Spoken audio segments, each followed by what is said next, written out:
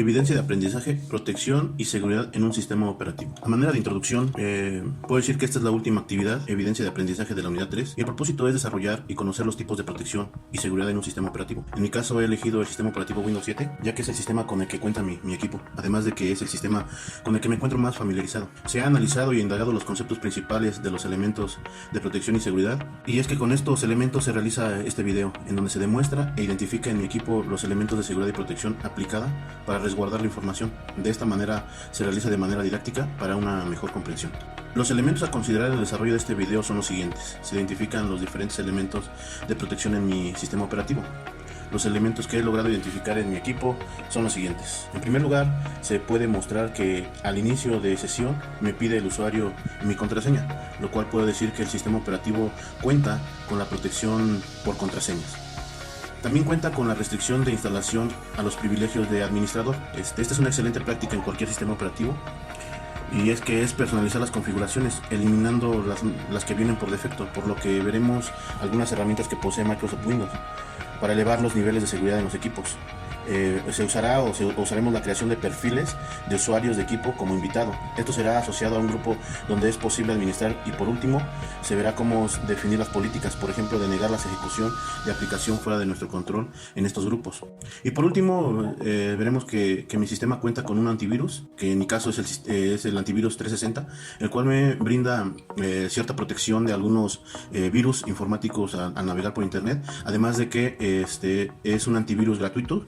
Y según las especificaciones y según la página de internet, es uno de los mejores hasta el momento en la versión gratuita. Ya si se quiere comprar la versión completa, bueno, tiene un precio y tiene otras utilidades. Pero esta es con lo que cuenta mi equipo en cuestión de seguridad. La actividad indica que debo de mencionar cuál sería el objetivo de la seguridad en el caso seleccionado, en mi caso Windows 7, y el objetivo principal de seguridad en Windows 7, como en todos los casos, es la protección de la información, ya que si un virus infecta el ordenador, cuando estemos utilizando una cuenta de administrador, pues podrá tener todo el control o el control total sobre el equipo, resultando más difícil de eliminar.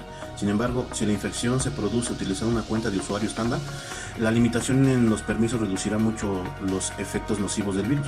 Por eso es que es muy importante habilitar el uso de contraseñas para poder abrir una sesión en un equipo desde un punto de vista de seguridad. Otro punto importante de la actividad es identificar y explicar un ejemplo de aplicación del principio de mínimo privilegio. Este principio dicta que a los programas, a los usuarios, incluso a los sistemas, se les conceda únicamente los suficientes privilegios para llevar a cabo sus tareas. El principio de mínimo privilegio consiste básicamente en minimizar el impacto de cualquier fallo, accidente o vulnerabilidad del sistema, reduciendo los privilegios de las cuentas de usuario al mínimo necesario para el desempeño de sus tareas autorizadas. Dado que este principio está directamente relacionado con los distintos perfiles creados dentro del sistema operativo, los expertos recomiendan disponer de al menos dos cuentas básicas.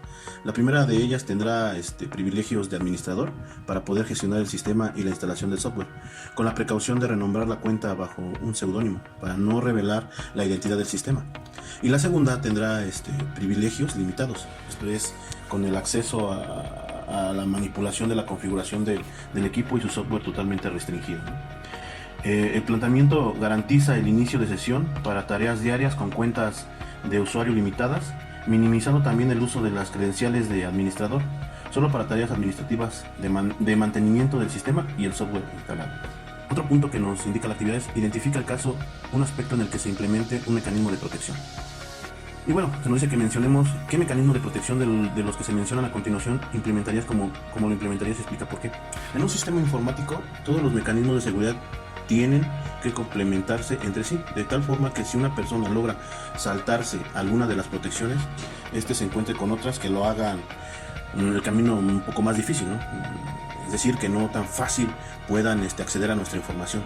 Y todos los mecanismos dirigidos es asegurar el sistema informático sin que el propio sistema intervenga en el mismo.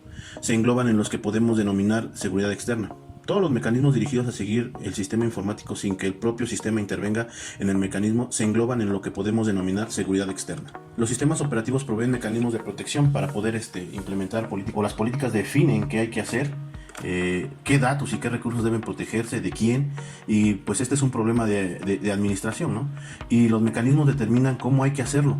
En el caso de estudio elegido, es decir, Windows 7, se identifica el dominio de protección, que mi computadora es un sistema, el sistema operativo contiene un conjunto de objetos que han de ser protegidos. Por ejemplo, estos objetos pueden ser tanto el hardware, es decir, los CPUs, los segmentos de memoria, los discos duros, las impresoras, etcétera, ¿no? Y como software, pues en los procesos, los ficheros, los programas, aplicaciones, etcétera. Cada objeto tiene un identificador único en el sistema y un conjunto de operaciones que pueden ser aplicadas.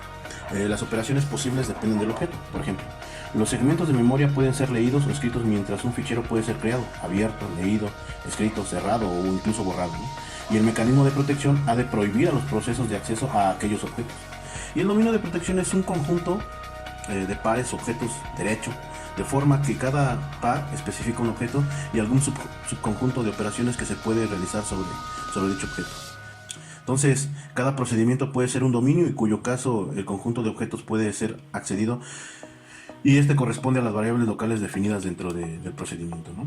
De este mecanismo de protección se desprende la lista de control de acceso, el mecanismo de capacidades, el mecanismo de matriz de acceso y entre otros, ¿no?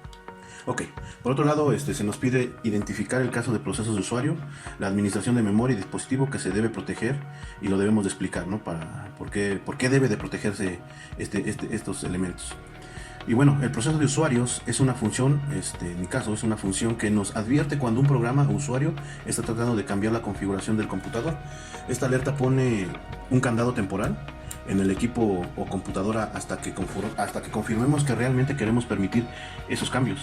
Esto ayuda a proteger nuestra computadora de programas maliciosos. Microsoft lanzó esta función en Windows Vista y fue heredada y mejorada en Windows 7. ¿Con qué? Pues con ventanas emergentes que avisan de estos cambios o movimientos, pero que a la postre muchos usuarios se quejaron de los molestos que eran estas notificaciones. Y bueno, aquí en Windows 7 se nos permite decidir qué tan seguido se deberán recibir estas advertencias. Y bueno, hay un procedimiento que se hace para configurar las cuentas de usuario. Y en mi caso, bueno, se muestran a continuación, ¿no? Conforme a las imágenes. En mi computadora abrimos el centro de actividades, después hacemos clic en la opción cambiar configuración de control de cuentas de usuario, y bueno, ahí se nos muestra la siguiente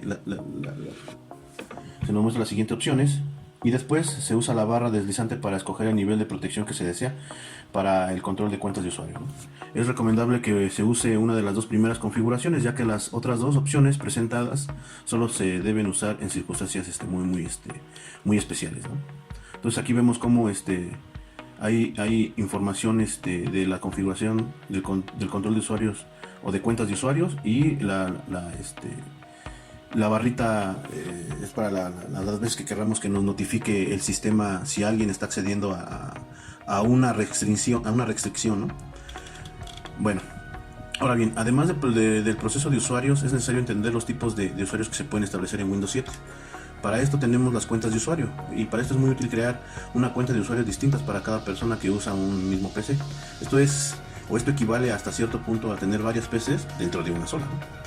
Eso separa los archivos y programas de cada persona y permite personalizar Windows de forma independiente. Por ejemplo, usar una imagen distinta para las cuentas o crear una contraseña de Windows propia que proteja el acceso a cada uno. Y entonces tenemos lo que es el control parental. En Windows 7 se hace fácil programar el PC o la computadora o la laptop para limitar lo que un menor u otro usuario puede hacer con ella. Algunas de las cosas que es posible definir son el tiempo que puede usar el PC, o a qué juegos puede jugar, indicando el nombre del juego en concreto o su tipo, los programas instalados que puede usar o no, e incluso hasta las páginas que puede visitar, ¿no? Y entonces estas son herramientas de apariencia y personalización de seguridad. Por ejemplo, tenemos a los usuarios que son de tipo administrador, que es el principal usuario en el equipo. Todos los equipos deben de tener por lo menos un usuario administrador que se encargará de tener el control sobre el equipo. Es quien puede instalar y desinstalar componentes, tanto hardware como software y modificar las configuraciones del sistema. También tiene acceso a cualquier carpeta y ningún otro usuario, ¿no? Y ni siquiera otro administrador puede impedírselo. Es decir, él es el dueño del equipo y puede configurar cualquier elemento del sistema, ¿no? Y de ahí, bueno, pues está el usuario estándar, que es aquel que puede usar el equipo con una cuenta propia, pero no puede modificar aspectos importantes de la configuración del sistema que pueden afectar a otros usuarios, ¿no? Y la seguridad del equipo. El usuario no puede realizar las acciones en la que aparezca el escudo de seguridad de Windows, y el usuario estándar, al igual que el administrador, dispone de una carpeta dentro de la carpeta usuarios con su nombre que contendrá todos los archivos. Cada usuario es el propietario de sus archivos y podrá realizar cualquier acción sobre ellos, ¿no? Entonces, también se encuentra la cuenta del usuario como invitado, que es un usuario un poco especial. Tiene los mismos privilegios que un usuario estándar, pero es anónimo y sin contraseña. Es decir, que la finalidad de la cuenta del invitado es permitir que cualquier usuario sin cuenta en el equipo pueda iniciar una sesión y utilizar el equipo. Desde el punto de vista de la seguridad, eso no es siempre recomendable. Por eso, o por defecto, la cuenta de invitado viene deshabilitada. Así que si queremos, al menos en Windows 7, esta cuenta que esté disponible para iniciar sesión, debemos de activarla. Aquí muestro cómo se activa, ¿no? También tenemos lo que es la protección de memoria. Siempre que una aplicación intenta acceder a una zona de memoria que no esté comprendida dentro de un mapa actual de memoria, se genera una interrupción y pasa al sistema operativo un conjunto de información relativa al problema. Esto se logra por medio de tablas de páginas que describen exactamente las áreas de memoria física a las que un programa puede acceder. Por lo que la protección de memoria y de dispositivos es de vital importancia, debido a que este sector es donde se encuentra contenida la información. El restringir y controlar este sector garantiza pues la integridad de los datos almacenados, ¿no? También tenemos la protección de dispositivos, que pues no es otra cosa que tratar dentro de Windows es implementar la protección de dispositivos que se toman en cuenta la referencia de la dirección de entradas y salidas, con lo que se protege el mal uso administrado o concurrente que pues los usuarios puedan tener, ¿no? Es decir, que por ejemplo 2 usuarios traten de escribir simultáneamente en un dispositivo, ¿no? Entonces, controlar el flujo de datos de los dispositivos es importante para evitar que agentes extraños y externos parcialmente dañinos ingresen al sistema, por lo que controlen el flujo de datos hacia los dispositivos pues es importante para evitar la pérdida o el acceso de información valiosa, ¿no? Entonces, como por ejemplo los UCBs, el hardware que puedan entrar, pues hay una manera de proteger estos dispositivos, ¿no? Bueno, hay otro punto que dice que explica las funciones que realizarías para la protección. Identifica un método de realización de matrices de acceso para proteger el sistema operativo. En mi caso, pues una matriz de acceso pues es el modelo de protección del sistema, que se puede ver en forma abstracta como una matriz, ¿no? Una matriz de acceso es una representación abstracta del concepto de dominio y protección.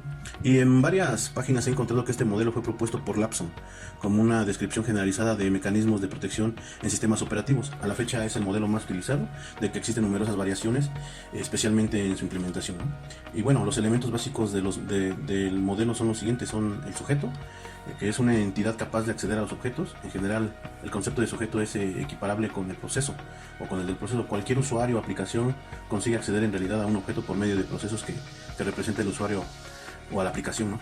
Y de ahí viene pues el objeto, que es cualquier cosa cuyo acceso debe controlarse, como por ejemplo se incluyen los archivos, parte de archivos, programas, segmentos de memoria, etcétera, ¿no? Y de ahí, bueno, vienen los derechos de acceso, que es la manera en que el sujeto accede a un objeto, ¿no? Estos son los permisos, básicamente son los permisos que se le dan al sujeto para que haga del objeto algo, por ejemplo, leer, escribir o ejecutar, ¿no? El modelo considera un conjunto de recursos denominados objeto, cuyo acceso debe ser controlado, y un conjunto de sujetos que acceden a dicho objeto, ¿no? Entonces, ahí está la parte de lo que es la matriz de acceso, ¿no? Entonces, para esto se tiene que hacer pues una matriz, o en el sistema existe una matriz, que es el punto que vamos a explicar, que sería: explica las matrices de acceso para proteger el sistema operativo implementado. Como ya lo hemos visto, pues la matriz de control de acceso o matriz de acceso es un modelo abstracto, formal de seguridad, que caracteriza los permisos de cada sujeto con respecto a todos los objetos del sistema. Aquí las filas, como muestra la imagen, las filas de la matriz de acceso representan dominios y la columna pues representan objetos, ¿no? La entrada a accesos define el conjunto de operaciones que un sujeto en el dominio puede invocar con el objeto. Por ejemplo, tenemos los dominios, que está representado por aquí, por ejemplo, D1, D2, D3, y el objeto, que está representado por la F, el F1, F2, F3, y enseguida pues están pues los elementos o las autorizaciones, ¿no? Que por ejemplo es leer, escribir, ejecutar. Entonces hay diferentes accesos o diferentes permisos que le permita a un usuario realizar en un objeto, ¿no? Y esto lo vemos muchas veces cuando compartimos un archivo o una carpeta en la red. Ahí se generan los accesos y esto pues lógicamente se escribe en una matriz en el sistema. Entonces, para hacer esto existen políticas, ¿no?, de control de acceso, como por ejemplo el control de acceso discrecional, que es una política determinada por el propietario de un objeto. Es decir, el propietario es el que decide quién puede acceder al objeto y qué privilegios tiene. Tenemos también la política de control de acceso obligatorio, que es una política de acceso determinada por el sistema, es decir, no por el propietario. Entonces aquí el sistema determina quién sí puede tener acceso a dicha información, a dichos ficheros, etcétera, ¿no? El control de acceso basado en roles, esta es la política que permite a los privilegios sean asignados a roles arbitrarios, es decir, estos roles se pueden asignar después a usuarios pues reales, ¿no? Y bueno, esto sería todo lo que es con respecto a las matrices, ¿no? Las matrices de acceso, cómo permitir o dar acceso a otros usuarios para modificar cierta información. Entonces, en conclusión, puedo decir que gracias a la elaboración de este video, pues se puede entender lo significativo que son los conceptos de protección y seguridad en un sistema operativo, además de la importancia que se tiene llevar a cabo todas las medidas disponibles para, que es lo principal, ¿no?, resguardar los datos contenidos en nuestro ordenador. En el caso de las cuentas de usuario es una práctica necesaria para evitar la pérdida de información, el restringir accesos al sistema. También se puede concluir que es de gran importancia la restricción al almacenaje, ya que abarca desde el segmento de memoria, el CPU, hasta los dispositivos de entrada y de salida, y con esos elementos de seguridad también es una manera de proteger pues la información, ¿no? También como conclusión se puede decir que es esencial, ya que al restringir el acceso a los programas, ya que al requerir la validación de los usuarios del sistema se puede contrarrestar los errores humanos, ya que es la forma más habitual y recurrente para la pérdida de información. Y por último, es importante señalar la importancia que tienen las matrices de acceso para proteger el sistema operativo y permitir que solo ciertos tipos de usuarios tengan los permisos para poder modificar archivos, que son vitales para un buen funcionamiento en el sistema operativo. ¿Qué quiero decir con esto? Pues que no se tenga libre acceso a la información esencial para el buen funcionamiento del sistema, ¿no? Y se modifica por un usuario, o es decir, si fuera modificado por un usuario sin la experiencia necesaria, pudiera implicar en un mal funcionamiento del sistema, incluso en la pérdida definitiva de información y datos resguardados en el equipo. Entonces, pues por eso es de vital importancia el aprender estos tipos de elementos, ¿no?, con respecto a lo que es la seguridad de los sistemas operativos. Y bueno, con eso se da por concluida la actividad de evidencia de aprendizaje, no sin antes citar los trabajos consultados para la elaboración de este video que a continuación pues presento, ¿no? Ahí presento cuáles fueron los trabajos que pues me ayudaron para realizar esta actividad.